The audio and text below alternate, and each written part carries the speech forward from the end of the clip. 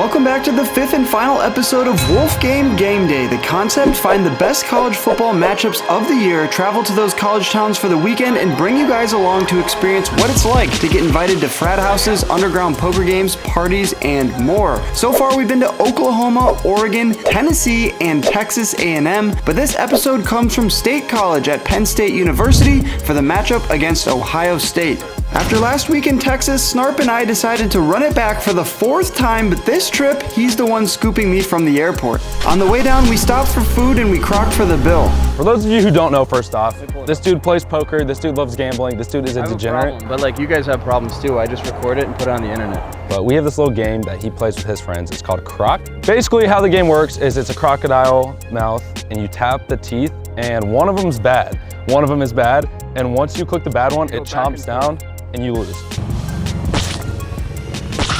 Let's go! Let's go! What the fuck? It's on his phone too. It's on his phone too. Your phone hates you. After paying for everyone's food for like the 7th time in 3 weeks, we finally arrive at Penn State and immediately make moves to a bar where Cousin Jay is performing at.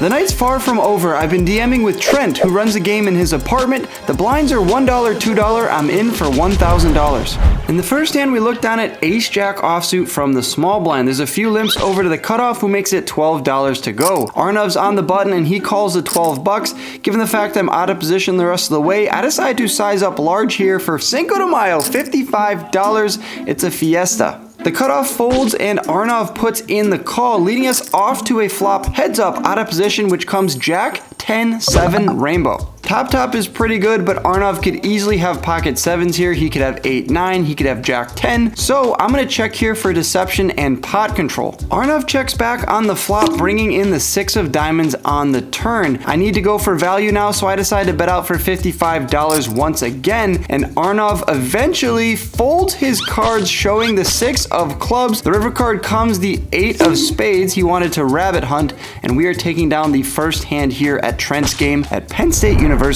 All right, next hand, we look down at pocket 10s from the +1 position, and I raise it up to $15. We get called by not 1, 2, 3, 4, but 5 players, which means we're going off 6 ways to a flop here with pocket 10s. How are we ever going to be good? The flop comes queen 4 deuce. Of course, there's an overcard to our pocket pair. So I decide to start with a check. The hijack, who goes by Arian, decides to lead out here into the 5 other players for $45. When the action folds back around to me, I think it would be way too nitty to fold to just one bet, even though it's pretty likely that we're beat here against a queen. I decide to put in the $45, and the turn comes the 8 of clubs. I'm fully expecting Arian to go for a nice size bet here of $100 to $150, but we get some good news when he decides to check behind, bringing in the 6 of hearts on the river. I don't think a queen is ever checking behind on the turn, so what is he leading out into all those players on the flop, only to check behind on the turn? Well, I don't think he has a queen, which means I probably have the best hand. There's $180 in the middle, and I want to get some value here. I also don't want him to go for a large sizing and put me in a tough spot. So all those reasons mean I'm going to go for a $25 blocker bet, and the dealer does some insanely quick math and accurately describes the size of the bet. One nice pop bet. After thinking about it for a little while, the price is just way too good for Arian. He puts in the call, I turn over the pocket 10s, and he mucks his cards. Ladies and gentlemen, that is a master class on how to get thin value with second pair. All right, we're not at the bar, but we look down at the ladies here from the hijack. There's an open to $12. I decide to 3-bet Arnav up to $35, and Trent on the button cold calls my 3-bet. Arnav puts in the call, which means we're going 3 ways to the flop here, which comes Jack 7-3 with 2 diamonds. Given Given the fact I'm in between two opponents, or monkey in the middle as my coach would say, I decide to start with a check. Trent bets out for $15 and Arnav puts in the call. At this point we have a decision between just calling or coming in for a raise. The logic for raising here would be to protect our hand against those flush draws, get value from a jack. Maybe a hand like 8-9 or 9-10 would also call a raise. That's what I decided to do, put more money in the middle right here, right now, and I check raise up to $80. I think there's going to be a lot of hands that Trent and Arnav can call with, but it appears that none of them had any cards that they wanted to do so with. Trent folds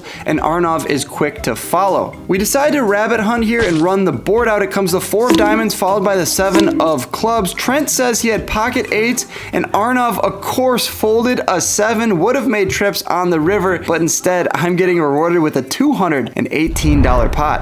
All right, last hand here at Trent's game, I look down at ace 4 of diamonds from the +2. Arnav opens it up to $12 and I put in the call. Off to a flop we go heads up in position, which comes ace 9-3 with 2 hearts, and I decide to call a c-bet here of $15, bringing in the jack of clubs on the turn. When Arnav checks it over to me, I think I need to get value versus any other pocket pair like 10s, jacks, queens, kings. I don't think he's going to have a better ace when he checks the turn here. He also could have some flush draws, maybe a hand like queen 10 of spades or 10-8 of spades, so I bet out for $35 and Arnav pretty quickly puts in the call. The river card is a brick. It comes another ace, the ace of spades, and he decides to lead out into me now very small for $35, which makes absolutely no sense. I don't think I'm going to get called by worse, but this is most likely a bluff. I toss in $35 and he turns over my favorite hand, pocket 7s. 3 7s when he shouldn't play them, and then he doesn't play them when he...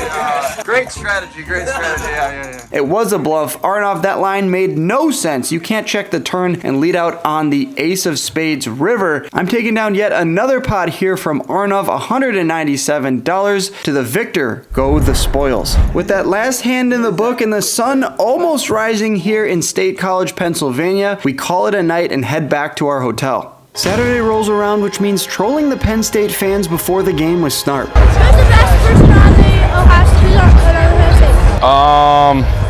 Probably like, I mean, I kind of like Ohio State. Hey, no cap, skibbity Riz. What the heck is it, too? Ohio. Sigma. Sigma Beta. Skibbity Giat Rizzler, Ohio, Sigma. Apple Riz. Hey, nice suit.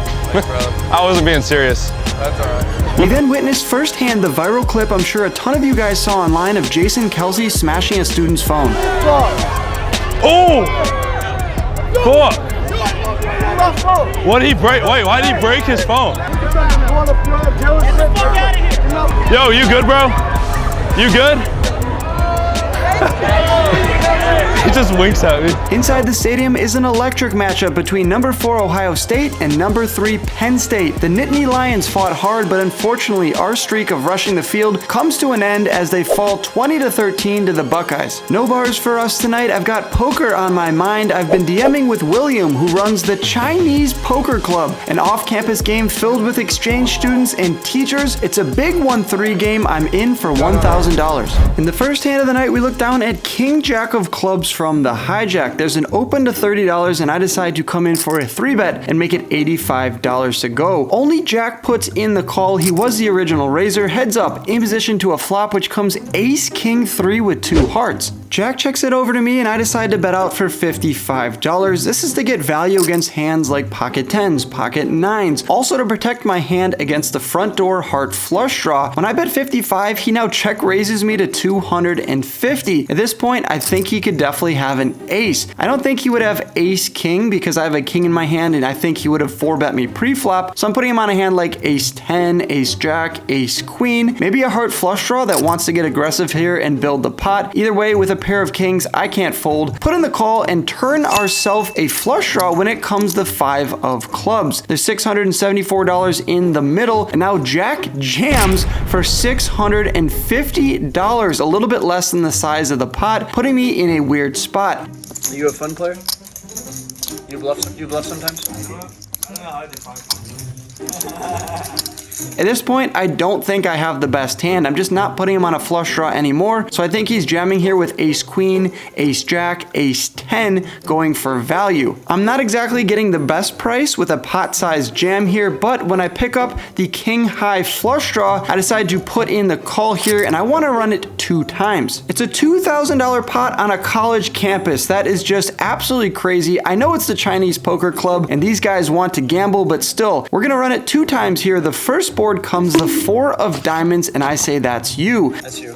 The second board though comes the 9 of clubs. That's definitely me. I have the nuts. Turn over my king jack only to see that I'm awkwardly scooping in this 2K pot because he has pocket queens. Check raise me on the flop and rips the turn with third pair. I kind of feel bad now for saying that's you on the first board, but I'm not feeling bad about scooping in a $2,000 pot. We need to win a few more of these to get even on our series. All right, pocket 4s now. We see an open to $10 and a call to my right. I decide to put in the call, which brings in not 1, but 2 other players before Satvik across the table in that black hood. He came to play, 3 bets it up to $60. I decide to put in the call with my pocket 4s, and we get 1 other caller. 3 ways to the flop here, and it comes gin on a 10-4-3 board. Bang, we flop middle set. Satvik leads out for $80, and I decide to put in the call. We lose our 3-way off to the turn, which goes from great to insanity. The 4 of clubs, bang, we turn quads.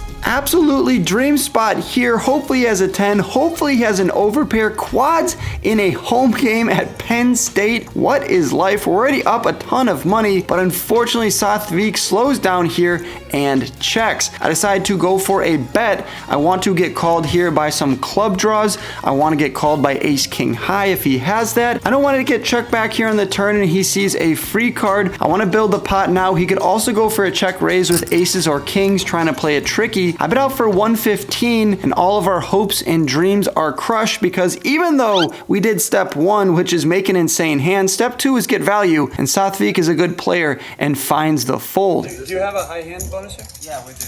Okay. Why, yeah.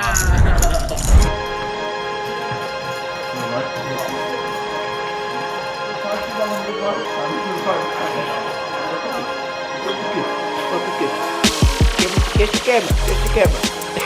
You're a monster. You're a monster.